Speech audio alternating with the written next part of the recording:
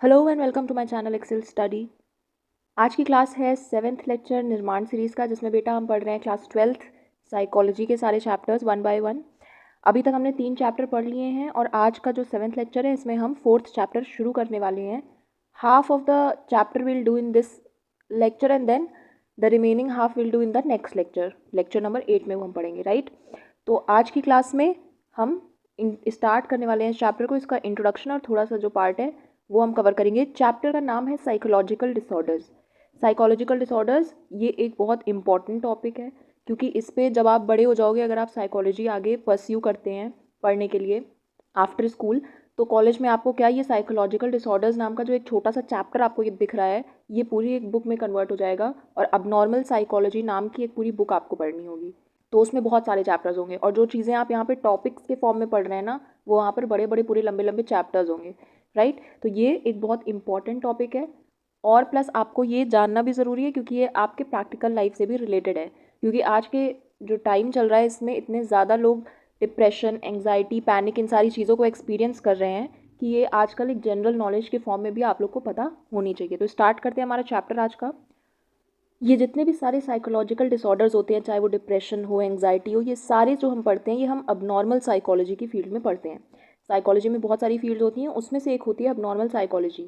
Abnormal psychology basically वो field है जिसमें जब लोगों को साइकोलॉजिकल कोई इश्यूज़ होते हैं, जब उनके ब्रेन में या मेंटली कोई इश्यूज़ फेस कर रहे होते हैं, तो उन सब की स्टडी अबनॉर्मल साइकोलॉजी की फील्ड में की जाती है। नाउ द क्वेश्चन कम्स कि ये अबनॉर्मल साइकोलॉजी में हम क्या किस चीज़ के बारे में एग्जैक्टली पढ़ रहे हैं। तो वहाँ पर टर्म आता है अबनॉर्मल बिहेवियर के बारे में पढ़ते हैं। हमें कैसे पता चलता है कि सामने वाले इंडिविजुअल को कोई मेंटल इशू हो सकता है या कोई ऐसा साइकोलॉजिकल डिसऑर्डर हो सकता है, हम ये कैसे पता लगाते हैं। तो जैसे हर सारी दूसरी चीज़ें हम साइकोलॉजी में किसी इंडिविजुअल के बिहेवियर को देख के समझते हैं, ये भी हम उसके बिहेवियर को ही देख के समझ सकते हैं कि उसके बिहेवियर में कुछ ऐसे चेंजेस होंगे या कुछ ऐसे फैक्टर्स हमें दिखाई देंगे जिनसे हम ये अंदाज़ा लगा पाएंगे या जिनसे हम ये पता कर पाएंगे कि वो ऐसे कोई मेंटल इशू से या कोई ऐसे साइकोलॉजिकल डिसऑर्डर से सफ़र कर रहा है। अब उसका बिहेवियर कैसा होना चाहिए कि हम ऐसा शक करें उसके ऊपर कि वो कोई ऐसा इशू फेस कर रहा है या कोई साइकोलॉजिकल डिसऑर्डर से सफ़र कर रहा है, वो बात समझाने के लिए कुछ पॉइंट्स दिए गए कि हाँ ये सिम्टम है। अगर ये चीज़ें, ये फैक्टर्स आपको किसी के बिहेवियर में देखने को मिल रही हैं, तो आप उसको अबनॉर्मल बिहेवियर कहेंगे और आप ये मानेंगे कि वो कोई साइकोलॉजिकल इशू से सफ़र कर रहा है। तो वो क्या फैक्टर्स थे? सबसे पहला जो अप्रोच था इन फैक्टर्स को समझाने का, जो सबसे पहला पॉइंट आया, that was social norms approach. दो तरीके की अप्रोच में बताया गया। ये पहला था सोशल नॉर्म्स अप्रोच, जिसके नाम में आपको दिख रहा है सोशल नॉर्म्स। सोशल नॉर्म्स क्या होते हैं? जो भी सोसाइटी के रूल्स होते हैं, किसी सोसाइटी में रहने पर आपके लिए क्या एक्सपेक्टेशंस हैं कि आपको कैसा बिहेव करना चाहिए, क्या वहाँ के कल्चर के हिसाब से एक नॉर्मल बिहेवियर होना चाहिए, दैट इज़ सोशल नॉर्म्स, ठीक है। और जब किसी इंडिविजुअल का बिहेवियर उन सारे सोशल नॉर्म्स को डिफाई करता है, यानी कि उन रूल्स के हिसाब से कोई इंसान बिहेवियर नहीं शो कर रहा, उन रूल्स को ओवरलुक कर रहा है, वहाँ के कल्चर या वहाँ के नॉर्म्स को रिजेक्ट कर रहा है, तब हम कहेंगे कि उसका बिहेवियर अबनॉर्मल है। इसका मतलब क्या है कि जब आप कोई ऐसी एक्टिविटी शो करते हैं या कोई ऐसा एक्शन करते हैं जो कि सोसाइटल नॉर्म्स के अकॉर्डिंग सही नहीं है, तब हम आपको अबनॉर्मल कहेंगे। बट हम लोग ये बात जानते हैं कि सोसाइटी में जो कल्चर्स फॉलो होते हैं वो हर सोसाइटी में उनके हिसाब से अलग अलग होते हैं। हर सोसाइटी का अपना एक यूनिक कल्चर होता है, तो उन्हीं कल्चर से शेप होते हैं ये सारे नॉर्म्स। भाई, आप नॉर्म का मतलब क्या है? जो किसी एक जगह के लिए नॉर्मल हो, और वहाँ का नॉर्मल जो है वो वहाँ के कल्चर के हिसाब से ही तो डिसाइड होगा। जैसे फॉरेन कंट्रीज़ में बहुत सारी चीज़ें ऐसी हैं जो नॉर्मल हैं, बट इंडिया में इतनी नॉर्मल नहीं मानी जाती हैं वो। या अगर आप कह लो कि बड़े शहरों में अगर आप जाएंगे, दिल्ली, मुंबई जाएंगे, तो वहाँ पर लड़कियों का शॉर्ट ड्रेसेस पहनना नॉर्मल है।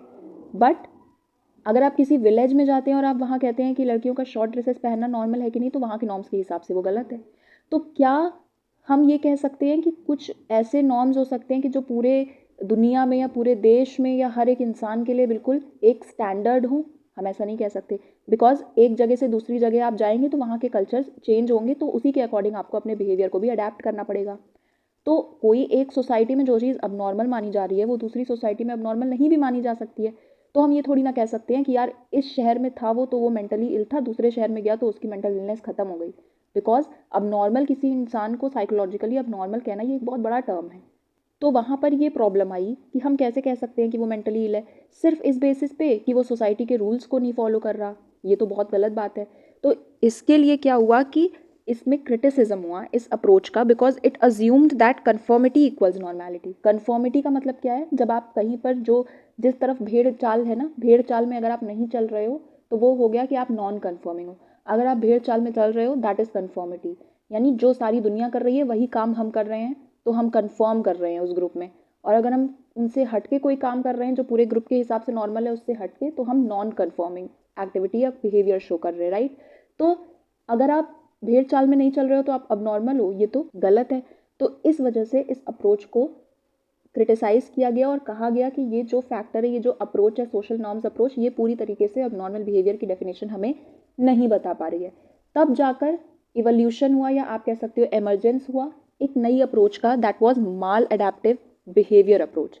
ये माल अडेप्टिव बिहेवियर क्या होता है, कोई भी ऐसा बिहेवियर जो आपके नॉर्मल फंक्शनिंग को हिंडर कर सकता है, आपकी ग्रोथ में प्रॉब्लम्स ला सकता है, ऑब्स्ट्रक्शंस क्रिएट कर सकता है, ऐसे बिहेवियर को हम मैल अडेप्टिव बिहेवियर कहते हैं। मतलब कोई भी ऐसी चीज़ जो आपको नेगेटिवली इम्पैक्ट कर रही है, आपके बॉडी की फंक्शनिंग को, आपकी ग्रोथ को, इन सारी चीज़ों को अगर कोई भी बिहेवियर नेगेटिवली इम्पैक्ट कर रहा है then that will be known as abnormal behaviour. तो ये हो गई आपके माल अडेप्टिव अप्रोच के हिसाब से अब नॉर्मल बिहेवियर की डेफिनेशन। तो after listening to the definitions given by both these approaches, एक कॉमन डेफिनेशन हमने, जो कि बहुत ज़्यादा सही नहीं है, हम ये नहीं कह सकते कि ये 100% एक्यूरेट डेफिनेशन है, बट कहीं ना कहीं ये लगभग उन सारे पॉइंट्स को अपने अंदर इनकॉर्पोरेट करती है जिसको हम एक एक्सेप्टेबल डेफिनेशन मान सकते हैं अब नॉर्मल बिहेवियर को डिफाइन करने के लिए, वो निकाली गई। और उस डेफिनेशन का जो नाम है दैट इज़ 4Ds, यानी कुछ 4 क्राइटेरिया बताए गए जिनके बेसिस पे हम एक बिहेवियर को अब नॉर्मल कह सकते हैं। उन 4Ds का नाम है deviance, distress, dysfunction and danger. तो ये चारों टर्म्स आपके ज़बान पे बिल्कुल फिट होने चाहिए, आपको बिल्कुल याद होने चाहिए, कंठस्थ होने चाहिए। 4Ds क्या है, deviance, distress, dysfunction and danger.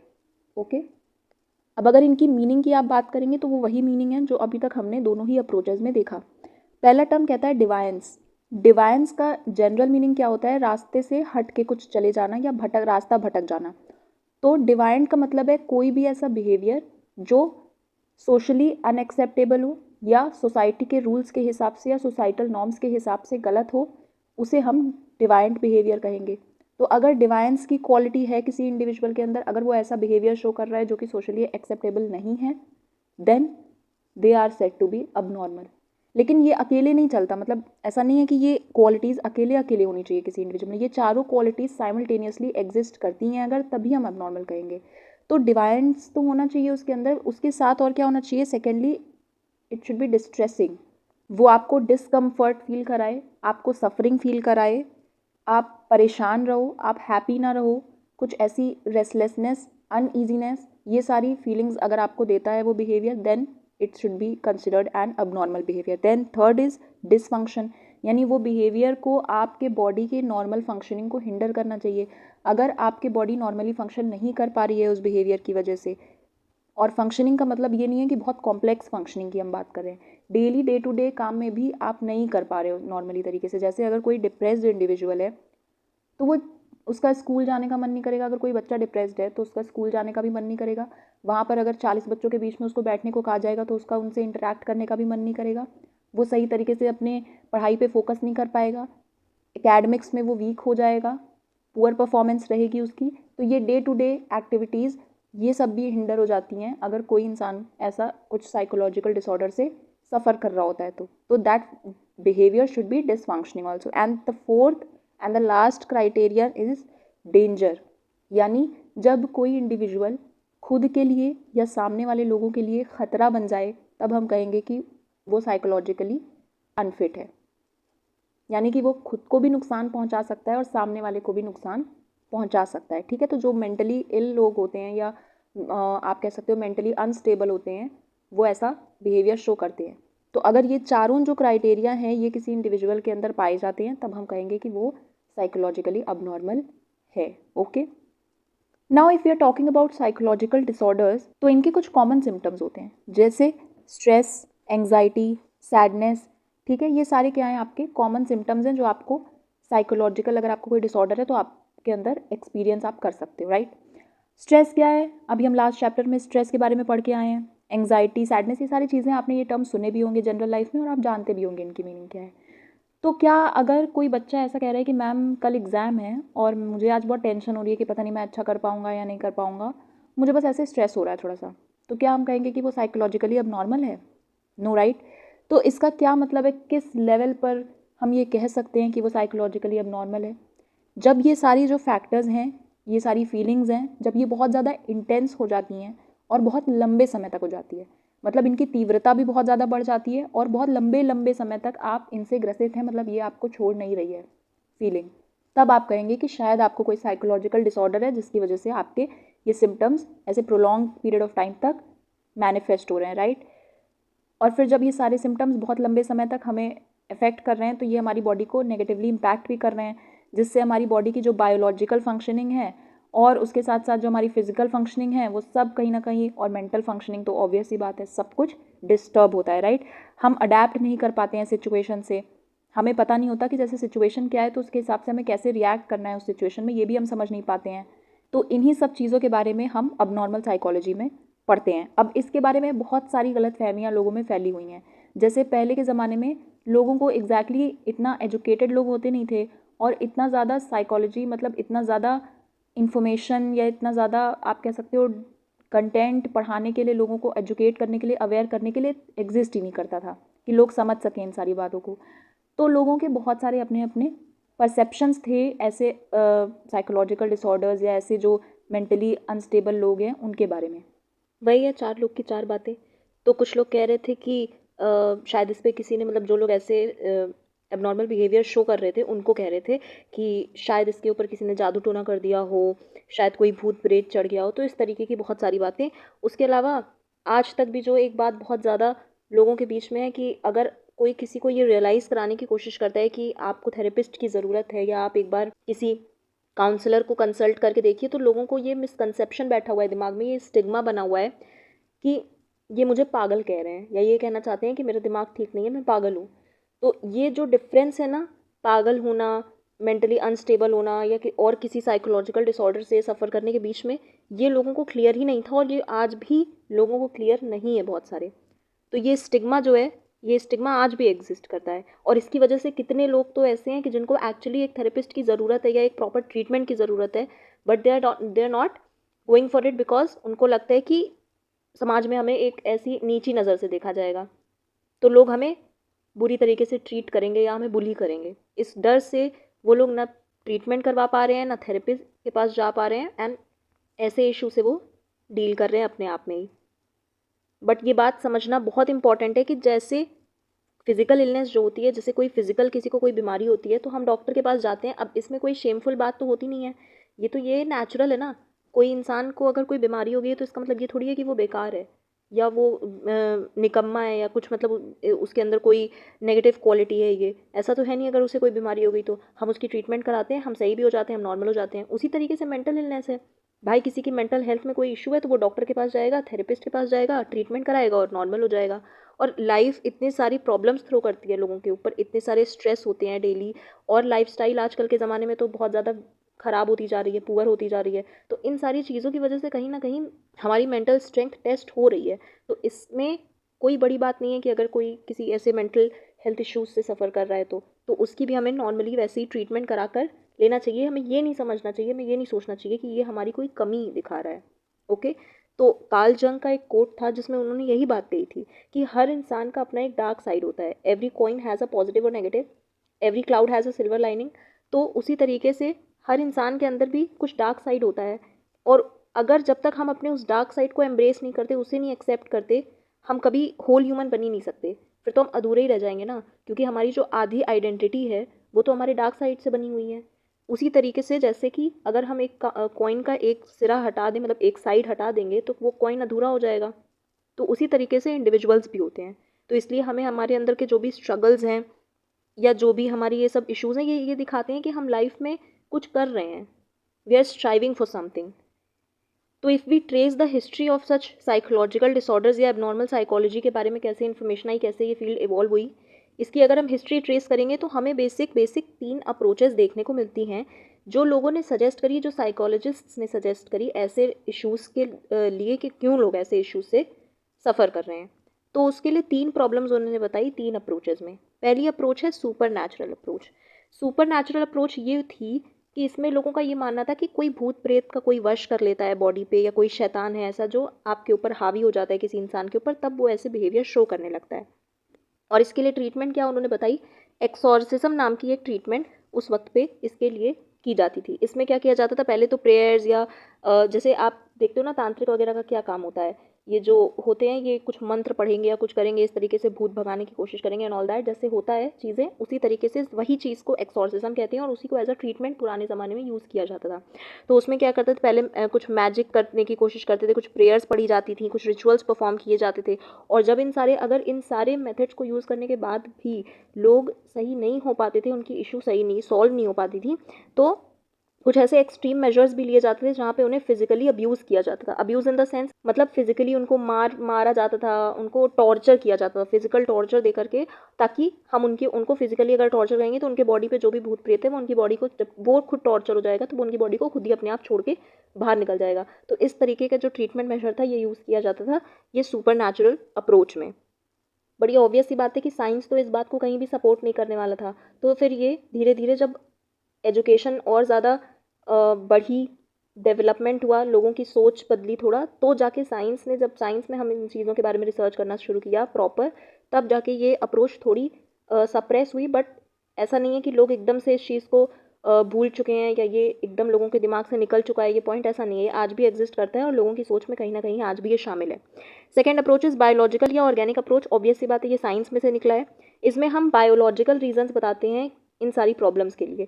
Biological reasons क्या हो सकते हैं कि हमारे ब्रेन की केमिस्ट्री में कोई इशू हो सकता है, हमारे बॉडी के अंदर हमारे ब्रेन की केमिस्ट्री में या कुछ न्यूरोट्रांसमीटर्स में या कहीं ना कहीं कुछ हार्मोनल इश्यूज हो सकते हैं, कुछ भी हो सकता है, वो जेनेटिक्स से भी हो सकता है, या कोई ऐसी फिजिकल कंडीशन जिसकी वजह से हमारे ब्रेन में कोई डैमेज हो गया हो, कोई भी ऐसा कारण हो सकता है बायोलॉजिकल जिसकी वजह से हम ऐसे इशू फेस कर रहे हैं। तो उसमें ट्रीटमेंट का क्या है भाई, ऑब्वियस सी बात है, अगर कोई इशू है तो हम मेडिकेशन करेंगे, brain stimulation, medical procedures to correct biological imbalances. तो जो भी मेडिकली हो सकता है वो सारे ट्रीटमेंट्स हम करते हैं इसमें। Then third is psychological approach. Psychological approach कहती है कि इशू जो है वो कहीं ना कहीं कॉग्निटिव है। कॉग्निटिव यानी ऐसे मेंटल प्रोसेसेस में है जैसे थिंकिंग, परसेप्शन, इमोशंस या कुछ साइकोलॉजिकल कॉन्फ्लिक्ट। तो मेनली ज़्यादा ये अप्रोच जो है ये सिगमंड फ्रूड के साइको एनालिटिक थ्योरी से इन्फ्लुएंस्ड है और ये कहती है कि कहीं कुछ अनकॉन्शियस कॉन्फ्लिक्ट्स रह जाती हैं, कुछ ऐसी चीज़ें, वही उन्हीं की वजह से लोग ऐसे मेंटल डिसऑर्डर्स सफ़र करते हैं। तो एग्जाम्पल क्या हो गया, कॉग्निटिव एरर, कोई इमोशनल ट्रॉमा हो सकता है, कोई पुअर कोपिंग स्ट्रैटेजी होती है, हम कोप नहीं कर पा रहे हैं सही से किसी स्ट्रेस से या किसी ट्रॉमा से, तो इसके लिए ट्रीटमेंट है थेरेपीज जैसे कि सीबीटी, साइको एनालिसिस जो कि अगेन साइको एनालिटिक थ्योरी से लिया गया है। ये सारे क्या करते हैं, आपके इमोशंस को हील करने की कोशिश करेंगे, रीस्ट्रक्चर करने की कोशिश करेंगे और आपको नॉर्मल फील कराने की कोशिश करेंगे। अब अगर हम इसका हिस्टोरिकल टाइमलाइन देखें बेटा तो हमें स्टार्टिंग से ग्रीस से शुरू करना पड़ेगा। एंशियंट ग्रीस से इसके बारे में बातें जो शुरू हुई थी, लोगों ने अपने अपने परसेप्शंस बनाने शुरू किए थे। उस वक्त पे हिपोक्रेट्स एंड प्लेटो थे, जिनका नाम आपने फिलॉसफी में सुना होगा ज़्यादा। तो हमें ये पता है ना कि साइकोलॉजी जो है वो फिलॉसफी से कहीं ना कहीं डिराइव्ड है। तो इन्होंने उस वक्त पे क्या बताया कि अबनॉर्मल बिहेवियर जो होता है वो इस वजह से होता है कि इंडिविजुअल के इमोशंस और रीजनिंग में कॉन्फ्लिक्ट हो जाती है। यानी अगर आप कह सकते हो जैसे मान लो कोई इंडिविजुअल है और उसके सामने कोई इंसान है जिसने कुछ ऐसी एक्टिविटी की जिससे मुझे गुस्सा आने लगा। मान लो मैं हूँ और मेरे सामने कोई है जिसने कुछ ऐसा किया एक्शन जिसकी वजह से मुझे गुस्सा आने लगा। नाउ मेरे इमोशंस जो हैं वो तो एंगर के हैं, तो मेरा मन क्या करेगा कि यार मैं इसको पलट के इससे बदला लूँ या मैं इसको मारूँ पीटूँ या जो भी तरीके से मैं उसको किसी तरीके से जवाब दूँ, रिएक्ट करूँ उसके बिहेवियर पे। और मेरी रीजनिंग, अगर मेरा सोच समझ की बात करें तो मेरी समझदारी मुझे क्या बोलेगी कि नहीं, शांत रहने का, यहाँ पे ज़्यादा ओवर रिएक्ट हम नहीं करेंगे। कानूनी तौर पे अगर मान लो ऐसी कोई सिचुएशन है भी तो हम कानूनी तौर से इसे डील करेंगे, ऐसा कोई हम यहाँ पर पंगा नहीं लेंगे एक्स्ट्रा, राइट। अब वहाँ पर मेरे इमोशंस और मेरी सोच समझदारी जो है, उन दोनों के जो व्यू है, जो उन दोनों का ओपिनियन है वो अलग अलग है और इसकी वजह से उनके बीच में कॉन्फ्लिक्ट हो गई। जब ऐसी कोई कॉन्फ्लिक्ट हो जाती है तब हम कोई अजीबोगरीब बिहेवियर शो कर देते हैं, जहाँ पर कहीं हो सकता है कि हमारा इमोशन हमारे रीजनिंग पे हावी हो जाए और हम कुछ ओवर रिएक्ट कर जाएं उस सिचुएशन में। ओके, तो हिपोक्रेट्स एंड प्लेटो ने यही रीज़न बताया कि इस तरीके से जब कोई कॉन्फ्लिक्ट हो जाती है, इंटरनल कॉन्फ्लिक्ट, तब कोई इंडिविजुअल अबनॉर्मल बिहेवियर शो करता है। देन केम गेलन। गेलन ने बोला कि हमारे बॉडी में कुछ 4 फ्लूइड्स प्रेजेंट होते हैं जिनका नाम क्या है, blood, flame, black bile and yellow bile. इन्होंने कहा इन्हीं 4 फ्लूइड्स का सारा खेल है, जब इनमें कोई इम्बैलेंस हो जाता है तो इंडिविजुअल अब नॉर्मल बिहेवियर शो करने लगता है। इन 4 फ्लूइड्स को इन्होंने क्या कहा, ह्यूमर्स कहा, और इस थ्योरी का नाम हुआ 4 ह्यूमर्स थ्योरी। तो सिमिलैरिटी क्या है इन दोनों के बीच? एक्चुअली ये 4 ह्यूमर्स थ्योरी जो है ये कहीं ना कहीं हमारे आयुर्वेदा से डिराइव्ड है, उससे थोड़ा लिंक, उससे थोड़ा सिमिलैरिटी शो करती है। हमारे आयुर्वेदा में भी 3 दोष बताए गए हैं, वट, पित्त, काफा। उसी तरीके से इसमें भी इन्होंने 4 फ्लूइड्स बताए हैं, 4 ह्यूमर्स बताए हैं। ठीक है, तो ये थोड़ा हमारे आयुर्वेदा से मेल खाता हुआ नजर आया। अगर अब हम मिडिल एजेस में आते हैं, अराउंड 500 to 1400 CE, तब जाके डिमोनोलॉजी और सुपरस्टिशन का राइज हुआ, यानी लोगों के अंदर अंधविश्वास पैदा होने लगा।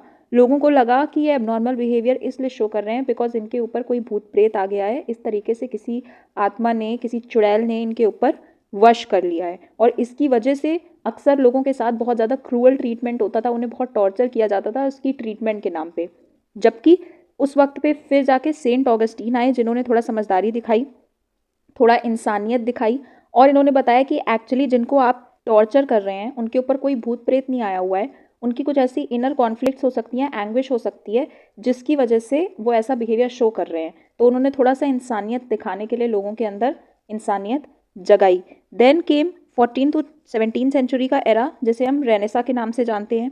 उस वक्त में फिर धीरे धीरे ह्यूमैनिज्म की अप्रोच स्टार्ट हुई और लोगों ने ज़्यादा लोगों के एक्सपीरियंसेस, उनके बिहेवियर्स, उनकी फीलिंग्स पर फोकस करना शुरू किया और उनको स्टडी करना शुरू किया कि क्या इनकी वजह से ऐसा कोई अबनॉर्मल बिहेवियर वो शो कर रहे हैं।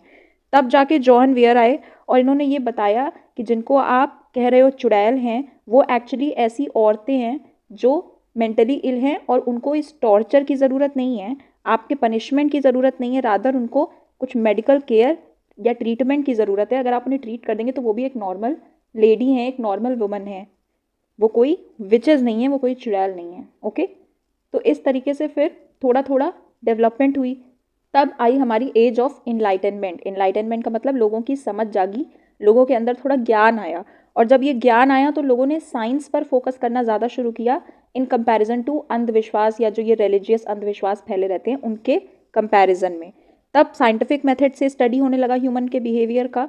जब हमने साइंटिफिक मेथड जैसे एक्सपेरिमेंटेशन, ऑब्जर्वेशन, ये सारी चीज़ों से हमने स्टडी करना शुरू किया ह्यूमन के बिहेवियर को, तो कंडीशंस भी थोड़ा बेटर हुई।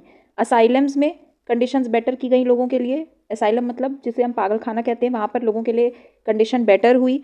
लोगों को कंपैशनेट केयर देना शुरू किया गया, थोड़ा उनके साथ इंसानियत जताना शुरू किया गया, उन्हें टॉर्चर नहीं करने लगे हम, और डी इंस्टीट्यूशनलाइजेशन का एक शुरुआत हुई। इस डी इंस्टीट्यूशनलाइजेशन का मतलब होता है कि हमने लोगों को हॉस्पिटल में बंद करके ट्रीट करने के बजाय उन्हें नॉर्मल कम्युनिटी में जाकर, उनकी फैमिली बैकग्राउंड में या उनके फैमिली एनवायरनमेंट में जाकर के ट्रीट करना शुरू किया, उनको as a normal individual treat करना शुरू किया। जानवरों की तरीके नहीं कि पिंजड़े में बंद करके हम उन्हें रख रहे हैं। Okay, and then came the modern perspective. Modern perspective is biopsychosocial model. ये बायोसाइको सोशल मॉडल में 3 आपको कॉम्पोनेंट्स दिख रहे हैं। मॉडर्न साइकोलॉजी ने इन्हीं 3 कॉम्पोनेंट्स को जोड़ करके लोगों के अबनॉर्मल बिहेवियर के लिए रीज़न बताया, लॉजिक बताया। वो क्या थे? पहला था बायोलॉजिकल, यानी कि लोगों के ब्रेन में, जेनेटिक्स में या न्यूरोट्रांसमीटर्स में कोई इशू है, कोई इम्बैलेंस है, कोई डिसफंक्शनिंग है, जिसकी वजह से ऐसा एबनॉर्मल बिहेवियर वो शो कर रहे हैं। जैसे एग्जाम्पल क्या इसका आप ले सकते हो, जैसे डिप्रेशन जिनको होता है उनमें सेरोटोनिन लेवल लो हो जाता है बॉडी में, इस वजह से डिप्रेशन का कारण उन्होंने, तो बायोलॉजिकल ये हम दे सकते हैं। Then second is psychological. इसमें थॉट्स, फीलिंग्स और बिहेवियर्स आते हैं। अगर उनके थॉट्स में कोई, मान लो नेगेटिव थिंकिंग पैटर्न है उनका, तो उसकी वजह से वो बुरा फील करेंगे, उनकी फीलिंग्स भी अफेक्ट होंगी, एंड देन इन टर्न उनके बिहेवियर में वही चीज़ें रिफ्लेक्ट होंगी। देन थर्ड कारण उन्होंने बताया सोशल। उन्होंने कहा एनवायरनमेंट या कल्चर या रिलेशनशिप्स में, चाहे वो फैमिली हो, चाहे वो फ्रेंड्स हो, या कोई इमोशनल ट्रॉमा हो सकता है जिसकी वजह से वो ऐसा अबनॉर्मल बिहेवियर शो कर रहे हैं। So this biopsychosocial model was the final model जिसे एक्सेप्ट किया गया, जो सही तरीके से ऐसे अबनॉर्मल बिहेवियर्स के पीछे का कॉज बता रहा था, और यही ज़्यादा डोमिनेंट हुआ, जो आज तक भी यूज़ होता है लोगों के इस तरीके के साइकोलॉजिकल डिसऑर्डर्स को ट्रीट करने में और समझने में। Okay, so this was the final model, bio psycho social model.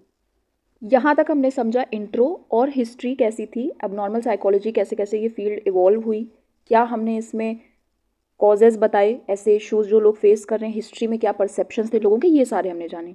अब यहाँ से हम पर्टिकुलरली साइकोलॉजिकल डिसऑर्डर्स के बारे में पढ़ने जा रहे हैं, स्पेसिफिक टॉपिक जो हमारा होने वाला है। उसमें सबसे पहले हमें समझना है कि इन सारे, एक तो साइकोलॉजिकल डिसऑर्डर होता नहीं, बहुत सारे होते हैं, तो हमें समझना है कि इन सारे साइकोलॉजिकल डिसऑर्डर्स को कैसे अलग अलग कैटेगरीज में डिवाइड किया गया, जिसमें हमने कुछ डिसऑर्डर्स को कहीं हमने एंग्जाइटी डिसऑर्डर्स कहा, तो कुछ डिसऑर्डर्स को हमने ऑब्सेसिव एंड कंपल्सिव डिसऑर्डर्स के लिस्ट में डाला। तो ये सारे जो कैटेगरीज क्रिएट हुई, ये कैसे क्रिएट हुई और ये सब हमें कहाँ देखने को मिलती हैं। सबसे पहले क्लासिफिकेशन का क्या मतलब है, जब हम इन सारे अलग अलग साइकोलॉजिकल डिसऑर्डर्स को कुछ स्पेसिफिक कैटेगरीज अलॉट कर देते हैं या उनमें डिवाइड कर देते हैं, किस बेसिस पे, उनके कुछ शेयर्ड सिम्टम्स के बेसिस पे, यानी जो बीमारियां एक जैसा सिम्टम रखती हैं, एक जैसे फीचर्स शो करती हैं, उन्हें हमने एक कैटेगरी में डाल दिया। जैसे स्कूल में कैटेगराइजेशन होता है, एक सब्जेक्ट जो बच्चों का होता है उनको सारे को एक सेक्शन में डाल दिया। इस तरीके से सिम्टम्स हमारा यहाँ पे बेसिस हुआ है इस डिवीजन का। ये क्लासिफिकेशन हेल्प करता है साइकोलॉजिस्ट्स को या साइकेट्रिस्ट्स को या जो भी सोशल वर्कर्स हैं जो ऐसे लोगों की मदद करना चाहते हैं, जैसे एनजीओज़ होते हैं बहुत सारे, उन सबको मदद करता है आसानी से लोगों की प्रॉब्लम्स को समझने में। क्योंकि किसी को अगर कोई प्रॉब्लम है तो वो सिर्फ उसके सिम्टम्स ही तो बताता है, ये तो हमें पता लगाना पड़ेगा सामने वाले इंडिविजुअल को कि उन्हें कौन सा इशू है और क्या ट्रीटमेंट प्रॉपर हमें उसके लिए देनी है। तो इन सारी चीज़ों को बताने के लिए, समझाने के लिए दो क्लासिफिकेशन सिस्टम्स मेन हमें पढ़ने हैं। पहला है ICD-10, which is the International Classification of Diseases, 10th revision, and second is DSM-5, Diagnostic and Statistical Manual of Mental Disorders, 5th edition. Classification system क्या होता है, बेसिकली आप कह सकते हो ये एक मैनुअल होती है, आप कह सकते हो एक बुक होती है जहाँ पर सारी डिजीजेस की एक लिस्ट आपको प्रोवाइड करी जाती है, उनके सिम्टम्स और उनके लिए जो प्रॉपर ट्रीटमेंट होनी चाहिए उस स्पेसिफिक ट्रीटमेंट के मेंशन के साथ। तो यहाँ आप बुक खोलोगे, सिम्टम्स जो इंडिविजुअल ने बताए उन्हें सर्च करोगे, वो सारे सिम्टम्स जिन जिन डिजीजेज में होते हैं वो आ जाएंगे, उसके अकॉर्डिंग आप मैच करके और ये आप पता लगा लोगे कि उन्हें कौन सा डिसऑर्डर है। तो मेनली जो ICD-10 है, दिस वाज मेड बाय और this was developed by the World Health Organization, ठीक है। और DSM-5 it was developed by APA which is the American Psychiatric Association. इन दोनों में डिफरेंस क्या है कि ICD-10 जो है इसमें सिर्फ मेंटल इश्यूज़ या मेंटल डिसऑर्डर्स की लिस्ट नहीं है, बल्कि ये फिजिकल और मेंटल दोनों तरीके के सारे डिसऑर्डर्स के बारे में इसके अंदर इन्फॉर्मेशन अवेलेबल है। और अगर हम DSM-5 की बात करेंगे तो ये पर्टिकुलरली मेंटल डिसऑर्डर्स को ही मेंशन करता है, इसमें सारे मेंटल डिसऑर्डर्स के बारे में इन्फॉर्मेशन अवेलेबल है।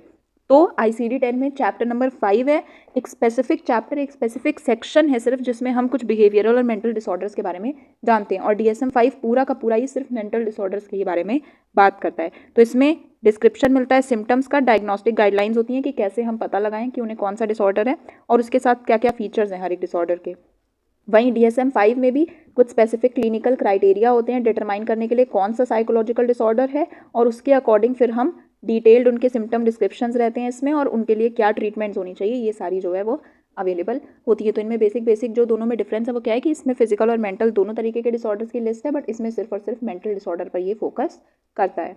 अब इंडिया में अगर आप देखेंगे तो ICD-10 इस्तेमाल किया जाता है, बिकॉज ये इंडिया का ही है आप समझ लो, और पर्टिकुलरली और बहुत ज़्यादा दूसरे फॉरेन कंट्रीज़ में भी इस्तेमाल किया जाता है। ये DSM-5 जो है ये बेसिक आपका मेरे ख्याल से यूएसए में, यूनाइटेड स्टेट्स ऑफ अमेरिका में और आसपास के थोड़े देशों में, कंट्रीज़ में इस्तेमाल किया जाता है। अब इस तरीके से एक पूरी बुक बनाने की, पूरी मैनुअल्स बनाने की, क्लासिफिकेशन करने की ज़रूरत क्या पड़ी थी, क्या ज़रूरत थी कि हमें ये क्लासिफिकेशन सिस्टम्स डेवलप करने पड़े, इसके फ़ायदे क्या हैं। कुल मिला के इस टॉपिक का मतलब क्या है कि आपको मेरिट्स बताने हैं कि क्लासिफिकेशन के क्या मेरिट्स हैं। पहला है आपका स्टैंडर्डाइजेशन, यानी कि एक ही तरीके से, एक ही नज़रिए से पूरे देश में, पूरी दुनिया में लोग एक डिजीज़ को या एक डिसऑर्डर को देखेंगे। यानी अगर इंडिया में उनको बताया जा रहा है कि उन्हें पैनिक डिसऑर्डर है, तो दूसरे कंट्री में वो जाएंगे, जब वो भी सेम ही मैनुअल रेफर करके बताएंगे तो वो भी सेम ही रिजल्ट देगा, स्टैंडर्ड रिजल्ट आएंगे। ऐसा नहीं होगा कि कोई कन्फ्यूजन हो रही है, अगर कन्फ्यूजन होगी तो उनकी ट्रीटमेंट में भी प्रॉब्लम होगी। तो इससे बेटर है कि हम उनकी हेल्थ के साथ कॉम्प्रोमाइज़ ना करके एक स्टैंडर्ड यूनिट बनाते हैं, स्टैंडर्ड पैरामीटर बनाते हैं जिसमें मेजर किया जाएगा या जिसमें पता लगाया जाएगा, डिटेक्ट किया जाएगा कि उन्हें कौन सा डिसऑर्डर है। तो अगर इंडिया में भी वही मैनुअल चल रही है और बाहर भी वही मैनुअल चल रही है, हर साइकेट्रिस्ट, हर साइकोलॉजिस्ट सेम मैनुअल रेफर कर रहा है, तो वो सेम तरीके से ही ट्रीटमेंट करेगा, सेम जजमेंट देगा। सेकेंड इज़ रिसर्च और ट्रीटमेंट प्लानिंग में वही बात मैंने कही कि सही तरीके से ट्रीटमेंट दे पाएंगे हम। कन्फ्यूजन इसमें कम होगी बिकॉज एक कॉमन लैंग्वेज हो जाएगी जिसमें सारे प्रोफेशनल्स सेम ही लैंग्वेज में डील कर रहे होंगे। अगर उनको आज यहाँ पर कोई एक पर्टिकुलर सिम्टम है जिसको यहाँ पर मान लो कहते हैं एपेटाइट कहा जाता है, तो यहाँ पर भी अगर वो एपेटाइट है तो वो कहीं और भी कॉमन लैंग्वेज में हम एपेटाइट ही कहेंगे। तो वैसे एक कॉमन लैंग्वेज मिल गई बिकॉज वही सिम्टम जो है वो बुक में या मैनुअल में मेंशन है। Then it makes it easier to track the prevalence and treatment outcomes of mental issues globally. अगर ग्लोबली सेम स्टैंडर्ड है तो हम उसमें ज़्यादा अच्छे से डेटा ट्रैक कर सकते हैं। तो बेसिक अगर आप देखें कि क्या ज़रूरत थी या क्या इंपॉर्टेंट है या क्या फ़ायदा है इन क्लासिफिकेशन सिस्टम्स को बनाने का, तो वो एक क्लियर डायग्नोसिस हो सकेगी, उसके साथ हम बेटर ट्रीटमेंट प्लान कर सकेंगे और ग्लोबल अंडरस्टैंडिंग भी हमारी इंक्रीज़ होगी, इन्हांस होगी। तो ये हो गया आपका क्लासिफिकेशन सिस्टम्स के इंपॉर्टेंस क्या है। Now when we talk about the factors underlying abnormal behaviour, तो याद करिए, थोड़ा फ्लैशबैक में जाइए। क्लास 11th में जो फर्स्ट चैप्टर आपने पढ़ा था which was named as what is psychology, उसमें मैंने आपको कुछ मॉडल्स पढ़ाए थे, या आपने जहाँ जिससे भी पढ़ा था उन्होंने आपको कुछ मॉडल्स बताए होंगे, कुछ मॉडल्स पढ़ाए होंगे। वो मॉडल्स अब यहाँ पर आप देख रहे हैं कि कैसे उनका क्या इंपॉर्टेंस है, क्योंकि उस वक्त पे जब मैंने भी पढ़ाया था तो मैंने भी बोला था कि सबको ये बहुत इंपॉर्टेंट है, ये सारे याद होने चाहिए, इनमें क्या फैक्टर्स हैं, इनका फोकस क्या है, बिलीव क्या है हर एक मॉडल का, वो याद होना चाहिए। वही अब हम यहाँ पर रिविजन करने वाले हैं एक तरीके से, और हम ये देखेंगे कि हर मॉडल के अकॉर्डिंग क्या रीज़न दिया गया या क्या कॉज दिया गया ऐसे एबनॉर्मल बिहेवियर के पीछे। पहला है बेटा बायोलॉजिकल फैक्टर्स, यानी अबनॉर्मल बिहेवियर के पीछे क्या बायोलॉजिकल फैक्टर्स दिए गए। तो वो हमें पता है कुछ जेनेटिक प्रॉब्लम हो सकती है। पहला तो ये कि हमारे अगर पूर्वजों में रहा है ऐसा कोई जिसको ऐसे कोई मेंटल डिसऑर्डर थे, तो वो जीन्स के फॉर्म में हमारे अंदर भी आ सकता है। देन बायोकेमिकल इश्यूज़ हो सकते हैं, न्यूरोलॉजिकल इश्यूज़ हो सकते हैं, जैसे फॉर एग्जांपल न्यूरोट्रांसमीटर्स आप देखते हो ब्रेन में रिलीज होते हैं, या नर्व्स में आप देखते हो कैसे रिलीज होता है न्यूरोट्रांसमीटर का, कहाँ काम होता है, नर्वस सिस्टम में आपने पढ़ा है। तो उनका कैसे रिलेशन हो सकता है, जैसे गाबा एक न्यूरोट्रांसमीटर होता है, अगर वो लो होता है आपके बॉडी में तो एंग्जाइटी डिसऑर्डर होता है, जैसे मैंने अभी पहले बताया सेरोटोनिन लेवल लो होगा तो डिप्रेशन होगा। इसी तरीके से बहुत सारे हार्मोन्स, बहुत सारे न्यूरोट्रांसमीटर्स, बहुत सारे बायोकेमिकल्स हमारे बॉडी में रिलेटेड होते हैं ऐसे मेंटल इश्यूज से। Then genetic predispositions can increase risk. इसका मतलब है कि अगर हमारे अंदर ऑलरेडी जीन्स एग्जिस्ट करती हैं ऐसी किसी भी मेंटल डिसऑर्डर की, तो वो रिस्क हमारे लिए ज़्यादा बढ़ा सकती है। इंपॉर्टेंट नोट क्या है कि कोई भी एक जीन रिस्पॉन्सिबल नहीं होती है, बहुत सारे जीन्स का कॉम्बिनेशन होता है जिसकी वजह से ऐसे प्रॉब्लम्स हो सकती हैं। लेकिन बायोलॉजिकल फैक्टर अकेला रिस्पॉन्सिबल नहीं था सारे ही बीमारियों को एक्सप्लेन करने के लिए, यानी हर एक जो मेंटल डिसऑर्डर था वो बायोलॉजिकल फैक्टर से एक्सप्लेन नहीं हो पा रहा था, उसका रीज़न नहीं पता लगा पा रहे थे, इस वजह से हमें और भी मॉडल्स पढ़ने पड़े। सेकंड था साइकोडायनामिक मॉडल, जो कि सिगमंड फ्रूड के द्वारा दिया गया है, बहुत इंपॉर्टेंट अगेन। इसमें ये कहते हैं कि कुछ अनकॉन्शियस साइकोलॉजिकल फोर्सेज होते हैं जिसकी वजह से अबनॉर्मल बिहेवियर लोग शो करते हैं, जैसे आईडी, ईगो और सुपर ईगो। ये तीनों पार्ट्स हमने पढ़े हैं कि कैसे ये ब्रेन के 3 पार्ट्स होते हैं, इनके क्या फंक्शंस होते हैं। अगर इनके फंक्शन में कोई इशू हो जाता है, ये तीनों नॉर्मली अपना अपना काम नहीं कर रहे हैं, इन तीनों के बीच में ही कुछ कॉन्फ्लिक्ट हो गई, किसी एक ने ढंग तरीके से काम नहीं किया, तो हम ऐसा कोई अबनॉर्मल बिहेवियर शो करने लगेंगे। सिम्टम्स होते हैं आपके ऐसे अनकॉन्शियस कॉन्फ्लिक्ट्स जो भी होती हैं जो रिजॉल्व नहीं हो पाई हैं, उनके जो सिम्टम्स के फॉर्म में हमें ऐसा देखने को मिलता है mental disorder. Then second is behavioural model. Behavioural model कहता है कि हमारा जितना भी बिहेवियर है वो सब कुछ हमने कहीं ना कहीं से सीखा है, यानी हमने किसी को देख के सीखा होगा, जिसे हम सोशल लर्निंग कहते हैं। किसी को देखा हमने कुछ करते हुए और हमने उससे वो बिहेवियर करना सीख लिया, या तो हमें कुछ पनिशमेंट या रिवॉर्ड के फॉर्म में हमें ये सिखाया गया होगा ये काम करना, जिसे हम ऑपरेंट कंडीशनिंग कहते हैं, या फिर ऐसा हुआ होगा कि कुछ स्टिमुलाई के साथ एसोसिएशन करके क्लासिकल कंडीशनिंग के थ्रू हमें ये बिहेवियर सीखा होगा। अब ये चीज़ें आपके लिए कोई नई नहीं है तो मैंने डिटेल में नहीं समझाऊंगी, आप लर्निंग चैप्टर में ऑलरेडी पढ़ करके आए हैं। इन सब चीज़ों की वजह से, इन सारे मेथड से हम क्या करते हैं, कोई भी बिहेवियर सीखते हैं। और बिहेवियरल मॉडल यही कहता है कि जब हमारे सीखने के वक्त पे कोई गलती हो जाती है, हम सही तरीके से किसी चीज़ को या किसी बिहेवियर को नहीं सीख पाए, कुछ गलत तरीके से हमने उसे सीख लिया, तो हम गलत तरीके से बिहेव करेंगे, अबनॉर्मल बिहेव करेंगे। ये रीज़न होता है बिहेवियरल मॉडल के according. Then cognitive model. Cognitive model आप जानते हैं ज़्यादातर हमारे कॉग्निशन पर फोकस करता है, हमारे थिंकिंग पैटर्न्स पर फोकस करता है। इसका कहना है कि अगर आपके थिंकिंग पैटर्न्स में ही प्रॉब्लम होगी तो आपको ऐसे इश्यूज़ होने लगेंगे। यानी कि अगर आप बहुत ज़्यादा नेगेटिव थॉट्स रखते हो, अगर आपके नेगेटिव थॉट्स होंगे तो वो आपको बुरा फील करवाएंगे, आप बुरा फील करोगे, सैड रहोगे, ग्लूमी रहोगे, है ना, इस तरीके से। और जब आप ग्लूमी रहोगे तो आपके बिहेवियर में भी उसी तरीके से रिफ्लेक्ट होगा, आप खुश नहीं दिखोगे, आप डिसइंटरेस्टेड दिखोगे अपने आसपास की चीज़ों में, किसी चीज़ को लेके आपके अंदर एक्साइटमेंट नहीं होगी। ये सारा कॉग्निटिव मॉडल का बताया हुआ है कि अगर आपके थॉट पैटर्न्स में इशू है तो ये आप अब नॉर्मल बिहेवियर करेंगे। अगर आप सही तरीके से सोच समझ पा रहे हैं, चीज़ों को इंटरप्रेट कर पा रहे हैं, तो आपको ऐसा कोई इशू नहीं होना चाहिए। Then next comes the humanistic existential model. इसका मतलब है कि ह्यूमंस वही काम करते हैं जो उनको उनको उनकी ग्रोथ के लिए इम्पॉर्टेंट लगता है। उनको लगता है कि मुझे अपनी 100% पोटेंशियल जितना मेरे अंदर है वो अचीव करना है, वही एक्टिविटीज़ वो करते हैं। और एग्जिस्टेंशियलिस्ट का क्या मतलब था कि साइकोलॉजिकल इश्यूज तब होते हैं जब इंडिविजुअल्स अपने लाइफ में रिस्पॉन्सिबिलिटी लेना अपने एक्शंस के लिए बंद कर देते हैं। इनका ये कहना था, ये था humanistic existential model. Next was diathesis stress model. Diathesis stress model में आपको दो टर्म्स दिख रहे हैं, first one is diathesis and second is stress. Diathesis का मतलब होता है कि जब आपको आपके अंदर ऑलरेडी कोई जीन्स प्रेजेंट हो, यानी जेनेटिकली आपने इनहेरिट किया हो कुछ ऐसी मेंटल डिसऑर्डर्स की जीन्स। अब वो जीन्स आपके अंदर प्रेजेंट हैं, बट कोई ज़रूरी नहीं है कि वो एक्टिवेट हो जाए और आपको ऐसा कोई मेंटल डिसऑर्डर हो ही जाए। बट अगर कहीं ऐसा हुआ कि आपके ऊपर स्ट्रेस भी आ गया, मतलब जीन्स तो ऑलरेडी बॉडी में प्रेजेंट है, बट कहीं बाहर से कोई ऐसा स्ट्रेस आया जिसने ट्रिगर कर दिया उन जीन्स को और उन्हें एक्टिवेट कर दिया, तब जब इन दोनों का कॉम्बिनेशन साथ में बनेगा तो वो बहुत डेडली हो जाएगा और उसकी वजह से किसी को भी साइकोलॉजिकल डिसऑर्डर्स हो सकते हैं, चाहे वो एंग्जाइटी हो, डिप्रेशन हो या स्किज़ोफ्रेनिया, इस तरीके के बहुत सारे और। ठीक है, अगर सिर्फ और सिर्फ जीन्स प्रेजेंट है, स्ट्रेस नहीं है, तो कोई ज़रूरी नहीं है हमें कोई डिसऑर्डर हो। अगर सिर्फ और सिर्फ स्ट्रेस है और ऐसा कोई जेनेटिक फैक्टर, कोई जेनेटिक वल्नरेबिलिटी नहीं है, तो भी कोई ज़रूरी नहीं है कि हमें ऐसा कोई डिसऑर्डर हो जाए। हम स्ट्रेस से भी कहीं ना कहीं डील कर ले जाते हैं, उसको हैंडल कर ले जाती है हमारी बॉडी। बट अगर इन दोनों का कॉम्बिनेशन हो जाता है तो वो बहुत ज़्यादा ही नुकसानदायक, हार्मफुल हो जाता है। Then next are socio cultural factors. Socio cultural factors में हमारे सोसाइटी से रिलेटेड चीज़ें आएंगी, हमारे कल्चर कैसे हमारे बिहेवियर को अफेक्ट कर सकता है। अब इसमें क्या क्या पॉइंट्स आएंगे, पहला एनवायरमेंटल एंड सोसाइटल इन्फ्लुएंसेस। कैसे, जैसे कोई डिस्क्रिमिनेशन हो रहा है अगर सोसाइटी में, उसकी वजह से भी आप डिप्रेस्ड हो सकते हो, फील कर सकते हो। आपको मान लो बुली किया जाए, आप स्कूल में जा रहे हो और आप मान लो बहुत गोरे नहीं हो, you are not very fair skin, white skin नहीं है आपकी, ब्राउन स्किन है या समथिंग थोड़ा डार्क है, तो आपको बुली किया जा रहा है डिस्क्रिमिनेशन की वजह से, और इसकी वजह से भी आप बुरा फील कर सकते हो, आप स्कूल जाना पसंद नहीं करोगे, है ना। देन इसकी वजह से आपकी सेल्फ इमेज भी आपके अंदर नेगेटिव बनेगी।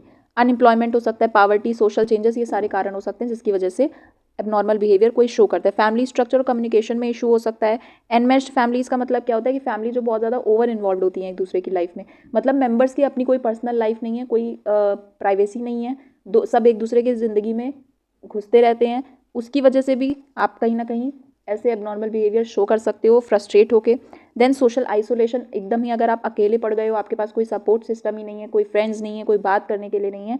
एंड लेबलिंग एंड स्टिग्मा, कि अगर आपको कोई ऐसा थोड़ा बहुत प्रॉब्लम है और अगर आपके ऊपर एक टैग लगा दिया गया है मेंटली इल का, या इस तरीके से अगर आपको बार बार बोला जा रहा है कि आपको ये इशू है, ये इशू है, तो भी आप बुरा फील करोगे उसके बारे में और आप और ज़्यादा पुअर कंडीशन में चले जाओगे। इसे हम सेल्फ फुलफिलिंग प्रोफेसी भी कहते हैं। सेल्फ फुलफिलिंग प्रोफेसी का मतलब है कि हमें जैसा हम नहीं हैं बट हमें बार बार वैसा कहा जा रहा है तो हम वैसा ही करने लगते हैं, मतलब जैसा हमें टैग दे दिया जाता है ना, हम वैसे ही बन जाते हैं। ये हमारी एक मेंटल प्रोपेंसिटी होती है।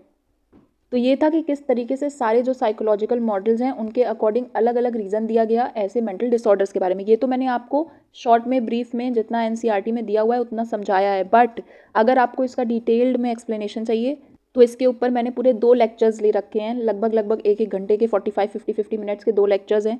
Lecture number 5 and lecture number 6 of the normal psychology series जो मैंने डाली हुई है, प्लेलिस्ट सेक्शन में आपको मिल जाएगा, वीडियो सेक्शन में आप जाओगे आपको मिल जाएगा। सारे मॉडल्स इसमें बहुत ज़्यादा डिटेल्ड में मैंने एक्सप्लेन किए हुए हैं, जो कि आरजे कोमर की अबनॉर्मल साइकोलॉजी बुक से हम लोग कर रहे थे वो सीरीज़ कवर। तो ये आप देख सकते हो जाके, इसका लिंक भी आपको डिस्क्रिप्शन बॉक्स में मिल जाएगा। अगर आपको यहाँ से नहीं समझ में आया है तो आप आराम से 2x पे लगा के, 1.5x पे लगा के भी अगर ये वीडियो देख लोगे तो आपको सारे मॉडल्स अच्छी तरीके से, ज़्यादा डिटेल में, ज़्यादा अच्छे से समझ में आ जाएंगे, और अगर देख लोगे तो आप ही के लिए बेटर होगा। अब यहाँ से हम स्टार्ट करेंगे एक एक करके सारे ही डिसऑर्डर्स के बारे में पढ़ना। सबसे पहली जो हेडिंग है दैट सेज एंग्जाइटी डिसऑर्डर्स, यानी ये एंग्जाइटी डिसऑर्डर्स की कैटेगरी में कितने डिसऑर्डर्स आते हैं। अब हम उन सारे डिसऑर्डर्स के बारे में पढ़ेंगे जितना हमें एनसीईआरटी में दिया हुआ है, जितना हमें पढ़ना है हमारे सिलेबस में। सबसे पहले तो बात क्या आती है कि एंग्जाइटी क्या होता है। एंग्जाइटी का मतलब है घबराहट होना, बेचैनी होना, अजीब सी फीलिंग होगी, बिल्कुल घबराहट होने लगेगी, बेचैनी होने लगेगी, आप अनप्लेजेंट फील करोगे, खुश नहीं हो पाओगे, दुखी दुखी सा फील करोगे, डर लगेगा और एप्रीहेंशन होगा, यानी हर समय कुछ ऐसा लगेगा कि कुछ बुरा होने वाला है। तो इस फीलिंग को हम इस तरीके से जो एक्सपीरियंस करते हैं उसे हम एंग्जाइटी कहते हैं। नॉर्मल एंग्जाइटी अगर आप कहो कि जो लो लेवल पर होती है, एग्जाम के पहले होने वाली एंग्जाइटी, थोड़ा डर लगना कि यार एग्जाम कैसे हो पाएगा, कहीं बुरा ना हो जाए, कहीं मैं फेल ना हो जाऊँ, थोड़ा नॉर्मल लेवल पर वो सही है, because it motivates you to do better, to perform better, to prepare better. पर जब यही एंग्जाइटी बहुत ज़्यादा एक्सट्रीम लेवल पर हो जाती है तो वो नेगेटिव रूप ले लेती है, कोई भी चीज़ें हद से ज़्यादा ख़राब हो जाती है, और तब जाके जब ये एक्सेसिव हो जाती है, बहुत लंबे लंबे समय तक होती है और हमारी डेली फंक्शनिंग को हिंडर कर रही है, उसमें प्रॉब्लम्स क्रिएट कर रही है, हम नॉर्मली फंक्शन नहीं कर पा रहे हैं, तब ये एक डिसऑर्डर का फॉर्म ले लेता है और उस डिसऑर्डर को हम कहते हैं एंग्जाइटी डिसऑर्डर्स। और इसकी इस लिस्ट के अंदर, इस हेडिंग के अंदर कई सारे तरीके से, कई सारे फॉर्म्स में हमें देखने को मिलता है इसका डिसऑर्डर। इसमें कॉमन सिम्टम्स आपको क्या मिलेंगे? लगभग सारे ही डिसीजेज में आपको कॉमन सिम्टम्स कुछ मिलेंगे। रैपिड हार्ट बीट फास्ट हो जाती है, सांस फूलने लगेगी, पसीना आएगा, बेहोशी, चक्कर आ सकता है, आपको बेहोशी हो सकती है, लॉस ऑफ एपेटाइट, भूख नहीं लगेगी, खाने का मन नहीं करेगा, डायरिया हो सकता है, स्लीपलेसनेस, नींद नहीं आएगी, इंसोम्निया भी जिसे हम कह सकते हैं, फ्रीक्वेंट यूरिनेशन, और ट्रेमोर्स का मतलब कांपना। तो ये सारी चीज़ें हो सकती हैं, ये सारे सिम्टम्स हो सकते हैं जब आप एंग्जाइटी डिसऑर्डर आपको कोई हो। पहला एंग्जाइटी डिसऑर्डर है जनरलाइज्ड एंग्जाइटी डिसऑर्डर। ये होता है जब हमें बहुत लंबे किसी स्पेसिफिक ऑब्जेक्ट से नहीं होता है कोई डर हमें, बट एक जनरल, आप कह सकते हो जनरल, हमें कोई अजीब सी बेचैनी हो रही है, घबराहट हो रही है और हम खुद भी नहीं समझ पा रहे हैं कि हमें ऐसा क्यों हो रहा है, किस वजह से हो रहा है, उसे हम कहते हैं जनरलाइज्ड एंग्जाइटी डिसऑर्डर। इसमें सिम्टम्स क्या होंगे? क्रॉनिक वरी एंड टेंशन, लंबे लंबे समय तक आपको हर वक्त पे कोई ना कोई टेंशन होती रहेगी। हाइपर विजिलेंस हो सकती है, आप हमेशा बहुत अलर्ट रहोगे, रिलैक्स नहीं रह पाओगे, रेस्टलेसनेस रहेगी, inability to relax, and physical signs of motor tension, मतलब आपको फिजिकली भी इसमें कुछ इश्यूज हो सकते हैं। सेकेंड इज पैनिक डिसऑर्डर, ये भी एंग्जाइटी डिसऑर्डर होता है। इसमें बहुत ज़्यादा जल्दी जल्दी आपको इंटेंस एंग्जाइटी अटैक्स आएंगे। अटैक्स में क्या होगा? हाथ पैर कांपने लगेगा, चेस्ट पेन होगा, पैल्पिटेशंस होंगी, हार्ट बीट बहुत ज़्यादा बढ़ जाएगी, सांस फूलने लगेगी, चक्कर आ सकता है आपको। ये सारे सिम्टम्स आपके पैनिक अटैक में होते हैं। तो ये अनप्रेडिक्टेबल होता है, मतलब हमें पता नहीं चलेगा कि ऐसा क्यों हुआ और कब हुआ, अचानक से ऑटोमेटिकली ऐसे अटैक्स आते रहते हैं, तो इसे हम कहते हैं पैनिक डिसऑर्डर, और एक बार नहीं बार बार आए तभी। Then third is phobia. Phobia का मतलब होता है किसी चीज़ से डर लगना, उसे हम फोबिया कहते हैं। इरेशनल, मतलब जिसके पीछे कोई रीज़न नहीं है, बेकार में ही बस हमें इस चीज़ से डर लगता है। जैसे कुछ लोग को हाइड्रोफोबिया एग्जाम्पल है, कुछ लोग को पानी से डर लगता है, तो पानी क्या हमें कोई नुकसान पहुंचा सकता है, क्या हमें हार्म कर सकता है? नहीं, बट इरेशनल है, इसके पीछे कोई लॉजिक नहीं है। ठीक है, तो इस तरीके से किसी स्पेसिफिक ऑब्जेक्ट या सिचुएशन से डर लगना, उसे हम फोबिया कहते हैं। ये धीरे धीरे डेवलप होता है, ऐसा नहीं है कि अभी तक हमें इससे डर नहीं लगता था, अचानक से लगने लगा, धीरे धीरे डेवलप होता है। और 3 टाइप के फोबिया हमें एनसीईआरटी में दिए हुए हैं। पहला है स्पेसिफिक फोबिया, यानी किसी स्पेसिफिक चीज़ से डर लगना, जैसे मैंने बताया हाइड्रोफोबिया, पानी से लगना, हाइट से डर लगना, स्पाइडर से डर लगना, तो ये स्पेसिफिक ऑब्जेक्ट से डर लगना, उसे हम स्पेसिफिक फोबिया कहते हैं। सेकेंड है सोशल एंग्जाइटी डिसऑर्डर, जिसमें हमें सोशल फोबिया जैसे कह सकते हो कि यानी सोसाइटी में निकलने पे, लोगों के बीच निकलने में हमें डर लगता है। क्या डर लगता है? हमें बेइज्जती होने का डर लगता है, एम्बैरेस्ड होने का डर लगता है, ह्यूमिलिएशन का डर लगता है सोशल सेटिंग्स में। And third is agoraphobia. Agoraphobia होता है जहाँ पर कुछ खुले ऐसी जगहों पर, अनफैमिलियर प्लेसेस, जहाँ पे हमें किसी को जानते ना हो, पहचानते ना हो, भीड़ भाड़ वाली जगहों पर उनका डर होना, या घर छोड़कर बाहर निकलने से डरना, इसे हम एगोराफोबिया कहते हैं। तो ये 3 तरीके के फोबिया जो है वो एनसीईआरटी में आपको पढ़ने थे। चौथा एंग्जाइटी डिसऑर्डर है बेटा सेपरेशन एंग्जाइटी डिसऑर्डर। सेपरेशन मतलब अलग होना, तो कोई भी ऑब्जेक्ट या कोई इंसान, ह्यूमन बीइंग, जिससे आप इमोशनली बहुत ज़्यादा अटैच्ड हैं, उससे अलग होने से डरना, या ये डरना कि कहीं वो हमसे दूर ना हो जाए, वो ऑब्जेक्ट हमसे छिन ना जाए, इसे हम सेपरेशन एंग्जाइटी डिसऑर्डर बोलते हैं। ये डेवलपमेंटली इनअप्रोप्रिएट होता है, मतलब कोई एज स्पेसिफिक, मतलब ऐसा नहीं है, ये ज़्यादातर बच्चों में होता है। कॉमन आप चिल्ड्रन में देखोगे कि वो पेरेंट्स से दूर नहीं रह पाते या किसी कमरे में अकेले नहीं रह पाते, बट इसका एज से ऐसा कोई, पर्सन की एज से कोई लेना देना नहीं है, किसी को भी कभी भी हो सकता है। जनरली बच्चों में देखा जाता है, बट बड़े लोगों को भी हो सकता है। अब आपको एक केस स्टडी दी है, वो ये विलियम की, जो कि एक 38 ईयर ओल्ड मैन है और उनको जनरलाइज्ड एंग्जाइटी डिसऑर्डर है। ये केस आप रीड करेंगे, जब आपको नोट्स मिलेगा ये केस आप रीड करेंगे और देखेंगे कि कैसे असेसमेंट और ट्रीटमेंट उनको दी गई है। और इसी तरीके से एग्जाम में जब आप आंसर्स लिख रहे होंगे किसी पर्टिकुलर एंग्जाइटी डिसऑर्डर के बारे में, तो आपको उसका एक केस कैसे लिखकर एग्जाम्पल देना है, ये आपको यहाँ पर एक मैंने एग्जाम्पल फॉर्म में आपको दिखा दिया है। इसी तरीके से आंसर में आपको एक केस बना के लिखना होगा। और ये कोई फिक्शनल केस नहीं है, ये रियल लाइफ केस है, एक्चुअली ऐसा हुआ है असलियत में, ऐसा कोई विलियम नाम का आदमी एक्चुअली था या है। ओके, तो ये जो है आपका एग्जाम्पल हो गया केस स्टडी का। जो भी चारों हमने एंग्जाइटी डिसऑर्डर्स पढ़े, उसका एक रिवीजन, मैंने ये रिवीजन स्लाइड है, ये आपको जब नोट्स पीडीएफ फॉर्म में मिलेगा तो आप उसमें से रिवीजन करने के लिए लास्ट मिनट आपको बहुत इंपॉर्टेंट होगा। आप ये चारों पॉइंट्स अच्छे से पढ़ लोगे तो आपको एक क्विक रिवीजन फॉर्म में ये मैंने एक स्लाइड बना के आपको दे दी है। तो एंग्जाइटी डिसऑर्डर्स जो हमने पढ़े उनके बारे में, ये चारों एंग्जाइटी डिसऑर्डर्स के बारे में इंफॉर्मेशन शॉर्ट में, ब्रीफ में। Okay, now moving forward to obsessive compulsive disorders. Obsessive compulsive disorder के नाम में आपको दो टर्म्स दिख रहे हैं, ऑब्सेसिव एंड कंपल्सिव। इसका मतलब क्या होता है? ऑब्सेशंस क्या होते हैं बेटा? ये कुछ अनवांटेड रेपिटेटिव थॉट्स, अर्जेस और इमेजेस होती हैं। यानी हम जो चाहते नहीं हैं या हम जानबूझकर ऐसा नहीं कर रहे हैं, बट ऑटोमेटिकली हमारे दिमाग में कुछ ऐसे थॉट्स आ रहे हैं, कुछ ऐसी अर्ज आ रही है, कुछ करने का मन कर रहा है, कुछ ऐसी फालतू इमेजेस आ रही हैं, इन सबको ऑब्सेशंस को हम कहते हैं। मतलब इन सारे थॉट्स को हम कहते हैं ऑब्सेशन। और ये ऑफन डिस्टर्बिंग होते हैं और डिस्ट्रेसिंग होते हैं। मतलब जैसा हम ये जो थिंकिंग पैटर्न्स है ना, ये हमें डिस्टर्ब करते हैं, जिसकी वजह से हम कुछ एंग्जाइटी फील करेंगे, हम रेस्टलेसनेस फील करेंगे, हम फ्रस्ट्रेटेड फील करेंगे, है ना, बेचैनी सी होगी, हमें घबराहट सी होगी ऐसे थॉट्स की वजह से। और उस घबराहट से डील करने के लिए, उस बेचैनी से डील करने के लिए हम कोई एक्टिविटी करने लगते हैं, जिस एक्टिविटी का कोई मतलब लॉजिक नहीं है, इर्रेशनल है बिल्कुल, जिसके पीछे कोई पॉइंट नहीं है, बट हम बस कर रहे हैं बेमतलब में वो काम। क्यों? ताकि हमें कहीं ना कहीं वो टेम्परेरीली रिलीफ देती है इस तरीके के ऑब्सेशन से। तो उसमें हम क्या करेंगे? कुछ ऐसे रेपिटेटिव बिहेवियर्स हम करने लगेंगे, जो कि ऐसा नहीं है कि हम जानबूझ के कर रहे हैं, बट अनकॉन्शियसली कहीं ना कहीं उस एंग्जाइटी या उस घबराहट से डील करने के लिए हम ऐसे बिहेवियर बार बार करने लगते हैं और हम मजबूर फील करते हैं ऐसा कोई काम करने को। Then these actions, these repetitive behaviours are known as compulsions. तो ऑब्सेशन से डील करने के लिए हम कंपल्शंस शो करते हैं, और ये किसी ऑब्सेशन के रिस्पॉन्स में होता है। जैसे बहुत ज़्यादा हाथ धोना, बार बार ताले चेक करना, अरेंजिंग थिंग्स जस्ट राइट। मतलब अगर मैं एंग्जाइटी हो रही है तो हम साफ सफाई करने लगते हैं। तो ये जो है वो ऑब्सेसिव और कंपल्सिव टर्म का मीनिंग आपको समझ में आ गया कि ऑब्सेशंस क्या होते हैं और कंपल्शंस क्या होते हैं। इन्हीं दोनों बिहेवियर्स के कॉम्बिनेशन से, इंटरेक्शन से ये डिसऑर्डर डेवलप होता है। और इससे रिलेटेड जो और डिसऑर्डर्स हैं वो क्या क्या हैं? पहला है होर्डिंग डिसऑर्डर। होर्डिंग डिसऑर्डर में हम चीज़ों को फेंकना नहीं चाहते हैं। जो चीज़ शायद ख़राब हो गई है, बेकार हो गई है, it has no value, but still हम उसको फेंक नहीं पाते हैं, और इसकी वजह से घर में कूड़ा इकट्ठा होता चला जाता है, हमारी जगह गंदी हो जाती है, और उसकी वजह से हम और ज़्यादा नेगेटिव फील करते हैं। अगर हम गंदगी भरे माहौल में रह रहे हैं तो वो हमें नेगेटिव ही रखेगा, हमारी मेंटल हेल्थ को अच्छा तो रखेगा नहीं। तो ये हो गया आपका होर्डिंग डिसऑर्डर, जहाँ पे आपको होर्ड करना, चीज़ों को मतलब इकट्ठा करना पसंद है, भले वो बेकार हो गई है फिर भी हम उसे फेंकेंगे नहीं। सेकेंड इज ट्राइकोटिलोमेनिया, जिसे हम हेयर पुलिंग डिसऑर्डर भी कहते हैं। इसमें इंडिविजुअल को आदत होती है कि वो बार बार अपने बालों को, अपने स्कैल्प को नोचता है। वो अपने स्कैल्प से, अपनी आईब्रोज से बार बार बाल जो है वो तोड़ने का उसको आदत होती है। ये कोई मतलब आदत इन द सेंस की कोई हैबिट नहीं है, ऐसा बार बार रेपिटेटिव बिहेवियर होता है, क्योंकि उसे कोई ऐसी एंग्जाइटी हिट करती है, कोई ऐसी घबराहट होती है, उससे डील करने के लिए वो ऐसा बिहेवियर शो करता है। Then third is excoriation, skin picking disorder इसे हम कहते हैं, और इसे हम डर्मेटोलोमेनिया भी कह सकते हैं, जिसमें इंसान को अपनी स्किन को नोचने की आदत होती है। इसकी वजह से कभी कभी उसे चोट भी लग जाती है, कभी कभी इतनी हद तक वो अपनी स्किन को नोचता रहता है ना, अपने आप ही की खून निकलने लगता है, ब्लीडिंग होने लगती है।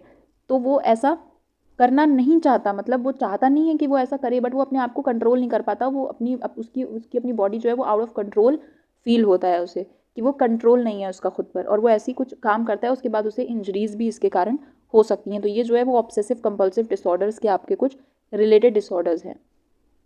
Then next heading is trauma and stressor related disorders. Trauma मतलब कोई ऐसा इमोशनली कोई इंसिडेंट हुआ हो जिसने हमें इमोशनली बहुत ज़्यादा हिट किया हो, जिसकी वजह से हम बहुत ज़्यादा परेशान रहे हों। और स्ट्रेसर हो सकता है जिस कोई भी ऐसी चीज़, कोई भी ऐसा फैक्टर इन्वायरमेंट में जो हमें स्ट्रेस्ड फील कराए। ऐसे डिसऑर्डर्स अक्सर ट्रॉमा या कोई भी ऐसा इवेंट जो बहुत ज़्यादा स्ट्रेसफुल रहा हो उनकी वजह से होते हैं। जैसे नेचुरल डिजास्टर्स हो गए, टेररिस्ट अटैक हो गया, बॉम्बिंग हो गई, सीरियस एक्सीडेंट हो गया कोई, या वॉर रिलेटेड सिचुएशंस। इस तरीके के अलग अलग कंडीशंस, अलग अलग इंसिडेंट्स की वजह से हमें ट्रॉमा या ऐसा स्ट्रेस कोई देने वाली बीमारी हो सकती है।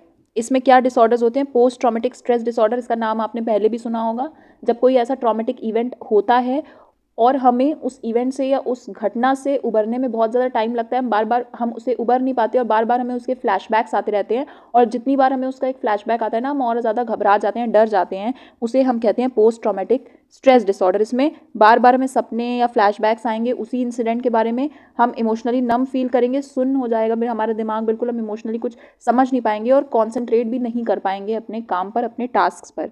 ये क्यों होगा? क्योंकि बार बार ऐसा जो ट्रॉमा था उसकी वजह से हमारे मेंटली हमें कुछ ऐसा प्रॉब्लम क्रिएट कर दिया उसने, जिसकी वजह से हम इतना ज़्यादा हमें घबरा दिया, हमें ट्रॉमा दे दिया कि हम उससे उबर नहीं पा रहे। Then second is acute stress disorder, जो कि PTSD से काफ़ी सिमिलर होता है, बट ट्रॉमा के बहुत टाइम बाद नहीं, आस पास में ही ये डिसऑर्डर होने लगता है लोगों को एक्सपीरियंस। देन एडजस्टमेंट डिसऑर्डर क्या होता है, इसमें हम कोई ऐसा हमारी लाइफ में इंसिडेंट हुआ हो, उससे हम एडजस्ट नहीं कर पा रहे हैं, हम अडेप्ट नहीं कर पा रहे हैं हमारे अपने आप को, हम ये रियलाइज़ नहीं कर पा रहे हैं, या हम अपने आप को एक रियलिटी चेक नहीं दे पा रहे हैं, तो हम कहते हैं हम इमोशनली और बिहेवियरली डिसबैलेंस हो गए हैं, तब जाकर एडजस्टमेंट डिसऑर्डर होता है। जैसे कौन सा स्ट्रेसफुल लाइफ इवेंट हो सकता है, जैसे डिवोर्स हो गया, जॉब लॉस हो गई, ऐसे बहुत सारी लाइफ में चीज़ें या इवेंट्स हो सकते हैं जिसकी वजह से आपको एडजस्टमेंट डिसऑर्डर हो जाए, आप उस सिचुएशन से या उस कंडीशन से एडजस्ट नहीं कर पा रहे हो बेसिकली। नेक्स्ट है somatic symptom and related disorders. ये ऐसे डिसऑर्डर्स होते हैं जिसमें होता तो कोई साइकोलॉजिकल डिसऑर्डर है, बट उसके सिम्टम्स फिजिकल होते हैं, यानी बॉडी में कहीं दर्द होना, पेन होना, थकान होना, इस तरीके से सिम्टम्स होते हैं, लेकिन उनका कोई फिजिकल कॉज नहीं होता। मतलब हमें कोई फिजिकल बीमारी नहीं है, बीमारी जो है वो साइकोलॉजिकल है, लेकिन उसके सिम्टम्स जो है वो फिजिकल हैं। इसमें कौन कौन से डिसऑर्डर आते हैं? पहला है सोमैटिक सिम्टम डिसऑर्डर। इसमें आपको परसिस्टेंटली मतलब बार बार लंबे लंबे समय तक कुछ ऐसे फिजिकल सिम्टम्स आपको देखने को मिलेंगे, जैसे पेन हो सकता है, थकावट हो सकती है। तो जब ऐसे बार बार आपको दिक्कतें होंगी बॉडी में, तो आप चेकअप कराओगे, और चेकअप कराने पे कोई बीमारियां पता नहीं चलती हैं, तो ऐसे आप बार बार सोचोगे भी कि ऐसा क्यों होता है। इन सब चीज़ों की वजह से भी ऐसा टेंशन बढ़ जाती है लोगों की, और इसकी वजह से फिर आप, अगर आपके बॉडी में इशू है, भाई बुखार होता है तो जैसे फील करते हैं वैसा ही तब भी फील करते हैं सेम बॉडी में कोई प्रॉब्लम, और जब फिजिकली हम कोई प्रॉब्लम फील करेंगे, ड्रेन फील करेंगे, तो हम वीकनेस हो जाएगी और हम कोई काम डेली का नहीं कर पाएंगे। Second is illness anxiety disorder. इसमें क्या होता है, कोई छोटा सा भी आपको सिम्टम होता है तो आपको ऐसा डर लगता है, या आपके ऐसे एप्रीहेंशंस होते हैं कि आपको कोई बहुत बड़ी बीमारी होगी, जैसे ज़रा सा खांसी आई और कह रहे हैं कि भाई कैंसर हो गया, अब लग रहा है मुझे कैंसर हो गया है। तो ये जो है वो इलनेस एंग्जाइटी डिसऑर्डर, यानी बीमार होने से डरना, और बीमार हो मतलब बीमारी के अपने आप ही आपका दिमाग ये अज्यूम कर लेता है कि मतलब छोटा सा कोई बात है, तिल का ताड़ बना के और हम टेंशन लेते रहते हैं। तो वहाँ पर होता है कि कुछ और मतलब कुछ फिजिकल सिम्टम्स होते हैं बहुत छोटे, नेग्लिजिबल, बट हम उसे बहुत बढ़ा चढ़ा के उसके बारे में बहुत ज़्यादा एंग्जाइटी फील करने लगते हैं, जबकि अगर हमारी जो रिपोर्ट्स हैं सारी, या चेकअप की रिपोर्ट्स हैं, वो सब नॉर्मल आ रही हैं फिर भी। Third is conversion disorder. इसमें क्या होता है, इशू जो होता है वो कहीं ना कहीं न्यूरोलॉजिकल होता है, बट वो जो न्यूरोलॉजिकल प्रॉब्लम थी वो कहीं ना कहीं फिजिकल सिम्टम्स में कन्वर्ट हो जाती है हमारी। जैसे हम पैरालिसिस, ब्लाइंडनेस, डिफ़िकल्टी वॉकिंग, चलने में दिक्कत होना। जैसे एग्ज़ाम में मान लो हम डर लग रहा है, हमें एंग्जाइटी हो रही है, एग्ज़ाम से डर लग रहा है, और इतना ज़्यादा डर लग गया, इतना ज़्यादा एंग्जाइटी हो गई कि हमारा हाथ चलना ही बंद हो जाता है, तो हमारा हाथ सुन्न हो गया। तो ये क्या हुआ यहाँ पर, कन्वर्जन डिसऑर्डर हो गया, कि जो हमारा मेंटल प्रॉब्लम था वो फिजिकली मैनिफेस्ट हो रहा है यहाँ पे। तो इसका कोई फिजिकल कॉज नहीं होता है इन सारे प्रॉब्लम्स का। ये जो पैरालिसिस हो जाना या ब्लाइंडनेस हो जाना, दिखना बंद हो जाना, ये सारे कोई फिजिकल कॉज नहीं है कि कोई फिजिकली बीमारी हो गई है, कोई इशू हो गया है। ये सब कुछ क्या है, साइकोलॉजिकल स्ट्रेस की वजह से हो रहा है। ओके, तो ये कन्वर्जन डिसऑर्डर भी एक और इसका टाइप होता है, मतलब एक और डिसऑर्डर होता है उसमें, फैक्टिशियस डिसऑर्डर उसे हम कहते हैं, बट वो हमारे सिलेबस में नहीं है तो उसे हम नहीं पढ़ेंगे। तो ये था मोटा मोटा जो 4 तरीके के डिसऑर्डर्स हैं, ये हमने आधा चैप्टर यहाँ तक पढ़ लिया है। इसके बाद के जो बाकी डिसऑर्डर्स बचे हुए हैं वो सारे हम लोग नेक्स्ट लेक्चर में कवर करेंगे। ये एक टेबल मैंने आपको बना के दे दी है जिसमें हम सोमैटिक सिम्टम डिसऑर्डर और इलनेस एंग्जाइटी डिसऑर्डर के बीच में डिफरेंस समझ रहे हैं, बिकॉज आपने जब पीछे पढ़ा तो भी आपको लगा होगा कि यार सेम सेम ही तो है लगभग। मतलब सोमैटिक सिम्टम डिसऑर्डर में भी हमें कुछ फिजिकल सिम्टम्स आ रहे हैं और उसके लिए हम डर रहे हैं कि भाई इसका क्या रीज़न है, और उसका रीज़न कुछ न्यूरोलॉजिकल या साइकोलॉजिकल है, और इलनेस एंग्जाइटी डिसऑर्डर में भी ऐसा ही है। तो इसमें डिफरेंस क्या है, तो उस डिफरेंस की मैंने एक टेबल आपको बना के दे दी है। ये आपसे क्वेश्चन आ सकता है एग्जाम में 2 नंबर में या 1 नंबर में, तो आपको आंसर राइटिंग में हेल्प मिले, इसलिए मैंने ये टेबल अपने आप से बना के दे दी है। अब आपको क्या करना है, ये क्लास देखने के बाद ये होमवर्क है आपका, 2 क्वेश्चंस मैंने आपको दिए हैं, आपको इनके आंसर्स लिखने की कोशिश करनी है। कब करनी है, लेकिन इसका मतलब ये नहीं है कि लेक्चर देखा और बस लिखने लग गए। लेक्चर देखो, नोट्स का पीडीएफ आपको मिल रहा है, उन पीडीएफ में रीड करो जो भी टेक्स्ट दिया हुआ है एक्सप्लेनेशन सुनने के बाद, या अगर मान लो नोट्स नहीं पढ़ना है तो आप डायरेक्ट एनसीईआरटी रीड कर लो, जितने टॉपिक्स मैंने पढ़ाए हैं उतने टॉपिक्स अच्छे से रीड कर लो। उसके बाद आप ये दोनों क्वेश्चंस लेके बैठेंगे और अपने रफ कॉपी में आप आंसर बना करके लिखेंगे। अगर आप प्रैक्टिस नहीं करेंगे तो आप कभी आंसर लिखना सीख नहीं पाएंगे, आपको समझ में नहीं आएगा कि कैसे एग्जाम में आंसर्स लिखना है। आप वो आंसर्स बनाइए, अगर हो सके तो मुझे टेलीग्राम पर शेयर भी करिए। ये हमारा टेलीग्राम ग्रुप है, इसमें मैं चैट ओपन कर दूंगी सबके लिए, कभी कभार ही बंद रहती है, बाकी ओपन रहती है। इसमें ही आपको सारे ये पीडीएफ नोट्स मिलेंगे, इसी में आप चाहें तो आप अपने आंसर्स भी भेज सकते हैं। अगर उसमें कुछ इशू होगा, कोई कमी पेशी होगी तो मैं आपको बता दूंगी। ऐसे ही प्रैक्टिस करेंगे तभी आपके आंसर राइटिंग अच्छी होगी। कोई बड़े बड़े प्रैक्टिस सेशन से करने के लिए नहीं, आप डेली डेली ऐसे एक एक क्वेश्चन मैं आपको होमवर्क में दूंगी, आप वो प्रैक्टिस करेंगे तो आपके आंसर्स अच्छे बनने लगेंगे। आज के आपके ये दोनों क्वेश्चंस थे, वो दोनों क्वेश्चंस के आंसर्स आप लिख के कोशिश ज़रूर करिएगा, भले आप मुझे भेजिए या ना भेजिए। ये टेलीग्राम ग्रुप है, इसके ज्वाइन कर लीजिएगा। सारे नोट्स, सारे सब कुछ स्टडी मटेरियल इसी में मिलेगा। बहुत सारे सैम्पल पेपर्स भी आपको सॉल्व कराए जाएंगे, इतना कि आपको शायद सैम्पल पेपर की बुक खरीदने की भी ज़रूरत ना पड़े बोर्ड एग्जाम्स के पहले। ये ग्रुप ज़रूर से ज़रूर ज्वाइन कर लीजिएगा। कमेंट में अपना फीडबैक ज़रूर दीजिएगा कि क्या ये क्लास आपको समझ में आई, कोई डाउट हो, कुछ भी हो, वो कमेंट में बताना। नेक्स्ट क्लास में हम लोग बचा हुआ चैप्टर पढ़ेंगे, तो जितना हमने अभी तक पढ़ा है उसके रिविजन के साथ रेडी रहना। मिलते हैं नेक्स्ट क्लास में, तब तक के लिए कीप स्टडी, टेक केयर।